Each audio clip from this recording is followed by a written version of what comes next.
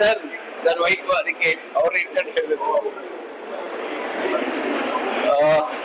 1990s actually ಹೊಸ team ನಾವು ಬಂದು ಅವ್ರ ಜಾಯ್ನ್ ಆದಾಗ ಥ್ರೂಔಟ್ ಸಿನಿಮಾ ಮೇಕಿಂಗ್ ನನ್ಗೆ ಎಲ್ಲೂ ಹೊಸಬ್ರು ಅನ್ನೋದು ಕಾಣಿಸ್ತಿಲ್ಲ, ಹೊಸತನೇ ಕಾಣಿಸ್ತು ಸಿನಿಮಾದಲ್ಲಿ. ಫಸ್ಟ್ ಹಾಫ್ ಒಂದು ತೂಕ ಆದ್ರೆ ಕ್ಲೈಮ್ಯಾಕ್ಸ್ ಇನ್ನೊಂದು ತೂಕ ಇದೆ. ಆಕ್ಚುಲಿ ಎವ್ರಿ ಡೇ ನಾನು ನನ್ನ ವೈಫ್ ನನ್ನ ಮನೇಲಿ ನೋಡೋದಕ್ಕೂ ಸ್ಕ್ರೀನ್ ಮೇಲೆ ನೋಡೋದಕ್ಕೂ ಲಾಟ್ ಆಫ್ ಡಿಫ್ರೆನ್ಸ್. ಪದೇ ಪದೇ ಲವ್ ಆಗ್ತಾ ಇತ್ತು ಫಸ್ಟ್ ಇಂದ ಲಾಸ್ಟ್ ವರ್ಗು ನೋಡೋರ್ಗು. ಬಟ್ ಅದೇ ಕ್ಯಾರೆಕ್ಟರ್ ಕೊನೆಯಲ್ಲಿ ಅಂದ್ರೆ ಅಳಿಸ್ತು. ಇಟ್ಸ್ ಎಮೋಷನಲಿ ಎಲ್ರಿಗೂ ಕನೆಕ್ಟ್ ಆಗುತ್ತೆ. It's very good. Recent days ಅಲ್ಲಿ ಈ ತರದ್ದು ಏನು ನಡೀತಿಲ್ಲ ಇನ್ಸಿಡೆಂಟ್. ಬಟ್ 1990s ಆ ಟೈಟಲ್ಗೆ ಏನ್ ತೋರಿಸ್ಬೇಕಿತ್ತು ಅದನ್ನ ತೋರಿಸಿದ್ದಾರೆ.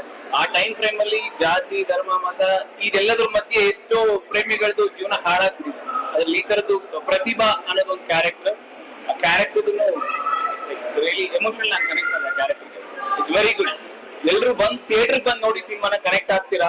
ನಿಮ್ಮ ಓಲ್ಡ್ ಡೇಸ್ ಹೋಗ್ತೀರಾ ವಾಪಸ್. ನಿಮ್ಮ ಅಕ್ಕಪಕ್ಕದ ಮನೇಲಿ ಈ ತರದ್ದು ಇನ್ಸಿಡೆಂಟ್ ನಡೆದಿರ್ಬೋದು ಅನ್ನೋದು ನಿಮ್ಗೆ ರಿಯಲೈಸ್ ಆಗುತ್ತೆ.